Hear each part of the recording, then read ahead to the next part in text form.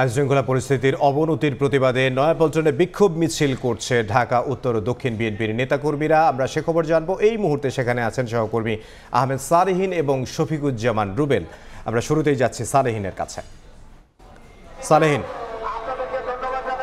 বিএনপির বিরুদ্ধে ষড়যন্ত্র এবং বিএনপির ভারপ্রাপ্ত চেয়ারম্যান তারেক রহমানের বিরুদ্ধে অকথ্য ভাষায় স্লোগান সহ অপপ্রচার এবং তাকে আঘাত করে যে ধরনের বক্তব্য দেওয়া হচ্ছে তার প্রতিবাদে আজকে নয়াপল্টন থেকে বিএনপির ঢাকা মহানগর উত্তর ও দক্ষিণ বিএনপি তারা মিছিল বের করেছে, তারা প্রতিবাদ মিছিল বের করেছে এবং এই মিছিলটি ইতিমধ্যে বিএনপি মহাসচিব মির্জা ফখরুল আলমগীর এবং স্থায়ী কমিটির সদস্য মির্জা আব্বাস তারা উদ্বোধন করেছেন এই মিছিলটি। এবং এই মিছিলটি এখন সামনের দিকে এগোচ্ছে, যে মিছিলটি কাকরাইল হয়ে মৎস্য ভবন হয়ে প্রেস ক্লাবের সামনে গিয়ে শেষ হবে। আপনারা জানেন যে এর আগে সংক্ষিপ্ত সমাবেশে বিএনপির মহাসচিব মির্জা ফখরুল আলমগীর তিনি বক্তব্য রেখেছেন। তার বক্তব্যে তিনি বলেছেন তারেক রহমানকে নিয়ে যারা অকথ্য ভাষায় কথা বলছে, স্লোগান দিচ্ছে, তারা ভাবছে দেশের তারা বিএনপিকে আসলে আঘাত করে কথা বলছে এবং একটি পরিকল্পনা বাস্তবায়ন হচ্ছে যেখানে দেশকে অস্থিতিশীলতা এবং অস্থিরতা তৈরি করে বিভাজনের রাজনীতি তৈরি করা হচ্ছে। এই ধরনের অভিযোগ কিন্তু বিএনপি মহাসচিব করেছেন।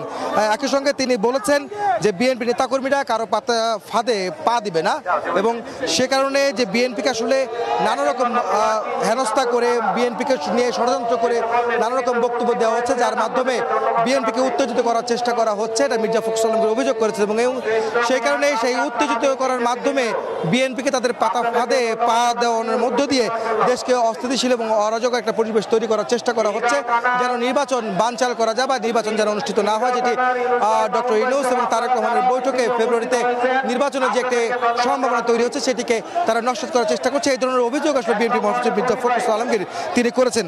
একই সঙ্গে তিনি বলেছেন যে বিএনপি নির্বাচন চায় এবং ফেব্রুয়ারিতে যে নির্বাচনের কথা বলা হচ্ছে সেই নির্বাচন যেন তখনই হয় সেটি তিনি দাবি জানিয়েছেন। একই সঙ্গে যারা তথাকথিত রাজনৈতিক দল যারা বিএনপি নেতাদের বিরুদ্ধে বক্তব্য দিচ্ছেন, তারেক রহমানের বিরুদ্ধে কথা বলছেন, তাদের প্রতি তিনি ধিক্কার জানান।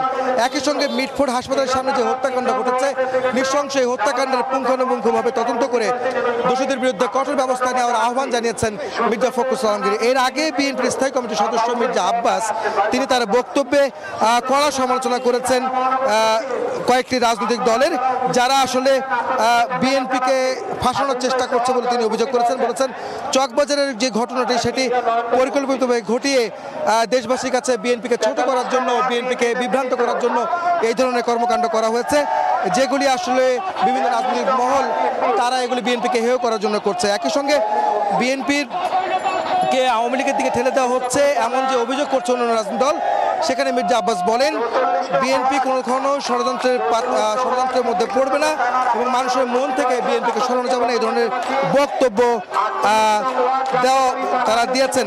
একই সঙ্গে জামাত এবং চরমনেরও বেশ যে ইসলামী আন্দোলন বাংলাদেশের সমালোচনা কিন্তু মির্জা আব্বাস করেছেন এবং মির্জা আব্বাস কেন বলেছেন যে তারেক রহমান কেন দেশে আসছে না, সেটি আসলে এইসব রাজনৈতিক দলের বক্তব্যে বোঝা যাচ্ছে যে তারেক রহমানের জীবনের জন্য একটা হুমকি হয়ে দাঁড়িয়েছে তাদের বক্তব্য, যে কারণে তারেক রহমানকে তারা সহ্য করছেন এবং তারেক রহমান হুমকির মধ্যে, তার জীবন হুমকির মধ্যে আছে বলে তিনি দাবি করেছেন।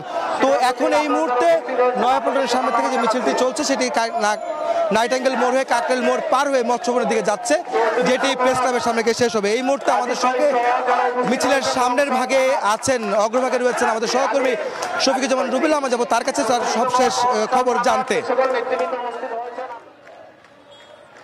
ছাত্রদলের মিছিলটি এই মুহূর্তে কিন্তু তারা তাদের মিছিল শেষ করে অবস্থান নিয়েছে শাহবাগ। আপনারা জানেন যে ছাত্রদলের এই মিছিলটি কিন্তু শুরু হয়েছিল তাদের যে কেন্দ্রীয় কার্যালয় পল্টনে, সেই পল্টনের কার্যালয়ের সামনে থেকে কিন্তু মিছিলটি একদম নাইটাঙ্গেল মোড় হয়ে, আমরা জানি শহীদ মিনারের সামনে দিয়ে ঢাকা ইউনিভার্সিটির ভিতর দিয়ে টিএসসি মোড় হয়ে কিন্তু এই শাহবাগে মিছিলটি এসে এখন অবস্থান নিচ্ছে। আপনারা দেখতে পাচ্ছেন যে ছাত্রদলের হাজার হাজার লক্ষ লক্ষ যারা নেতাকর্মীরা রয়েছেন তারা কিন্তু এই শাহবাগের পুরো জায়গাটি ঘিরে রয়েছেন এবং কানায় কানায় পরিপূর্ণ বলা চলে। এবং শাহবাগের মোড় থেকে পুরো টিএসসির যেই সড়কটি রয়েছে জাদুঘরের সামনের, সেই সড়কটি ঘিরেও কিন্তু ছাত্রদলের নেতাকর্মীদের অবস্থান। এবং আপনারা জানেন যে আজকে তাদের এই যে কর্মসূচি, মিছিলের কর্মসূচি ছিল, সেটি ছিল প্রতিটি ক্যাম্পাসে যেই বিশৃঙ্খলা সৃষ্টি হচ্ছে, একটি গুপ্ত সংগঠন তারা যেই বিশৃঙ্খলা সৃষ্টি করছে, যেই হত্যার ঘটনা ঘটাচ্ছে।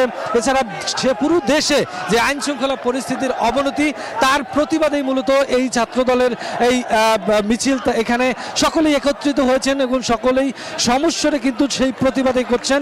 তারা বলছেন তাদের স্লোগানে, নানা স্লোগানে উঠে আসছে দেশ বিরোধী যারা ষড়যন্ত্র করছে, দেশের বিভিন্ন অপকর্মের সাথে যারা জড়িত তাদেরকে তারা প্রতিহত করবেন, তাদেরকে দেশ থেকে বিতাড়িত করে সুন্দর সোনার বাংলাদেশ গড়বেন। প্রতিটি ক্যাম্পাসে ঝামেলামুক্ত ক্যাম্পাস, মব জাস্টিস মুক্ত ক্যাম্পাস তারা গড়ে তুলবেন।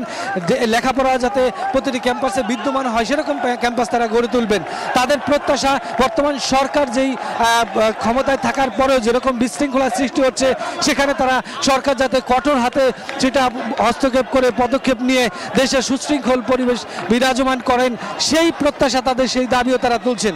সেই সাথে সাথে তারা বলছেন তাদের জায়গা থেকে ছাত্রদলের প্রতিটি নেতাকর্মী দেশের সুশৃঙ্খল পরিবেশ সৃষ্টি করার জন্য বা বিরাজমান রাখার জন্য তাদের জায়গা থেকে কিন্তু কঠোর অবস্থানে থাকবেন। আজকে তারা মূলত জানান দিতে চাচ্ছেন যে দেশের ভেতরে কোনো গোষ্ঠী যদি কোনো ধরনের অপকর্ম করে দেশকে অপশক্তির হাতে তুলে দিতে চায় বা দেশকে কোনোভাবে পিছিয়ে নিতে চায়, তাহলে এই ছাত্র যারা রয়েছেন সবাইকে নিয়ে, সাধারণ ছাত্র এবং যারা নেতাকর্মী সকলকে একসাথে নিয়ে তারা দেশ গড়ার জন্য আবার রাজপথে নামবেন।